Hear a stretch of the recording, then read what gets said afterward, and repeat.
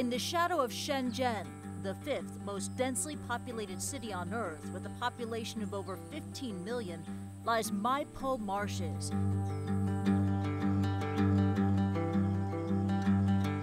An area globally important for migrating birds, but the human impact is undeniable.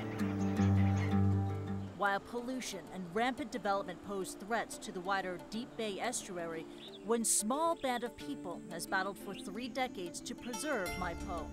This is the flagship Hong Kong reserve of the World Wildlife Fund. And after years of hard work of its own, the group has discovered that the involuntary work of some new marsh dwellers is reaping even greater rewards. In an effort to manage the natural environment more effectively, WWF introduced a single water buffalo to the reserve's freshwater ponds in 2006. A second was introduced 3 years later, and ecologists began to see a very healthy effect on the bird life where they graze. They're making the vegetation much shorter, which in turn is suitable for the birds.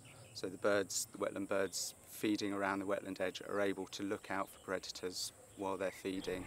Bird population inside the enclosure has increased considerably. So there's now about 5 or 6 times the number of birds inside the enclosure compared to the areas immediately outside the enclosure. Not just the numbers, but the variety of birds using the ponds began to blossom against the odds.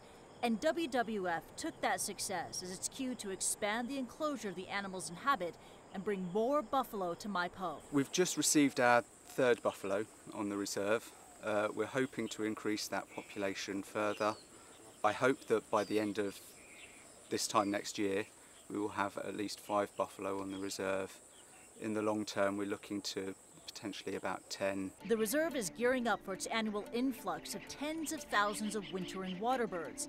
It's an oasis of wildlife in an overwhelmingly urban part of the world. And while Shenzhen and Hong Kong set the standard for 21st century innovation, WWF is happy to be going back to buffalo basics. Christy Lou Stout, CNN, Hong Kong.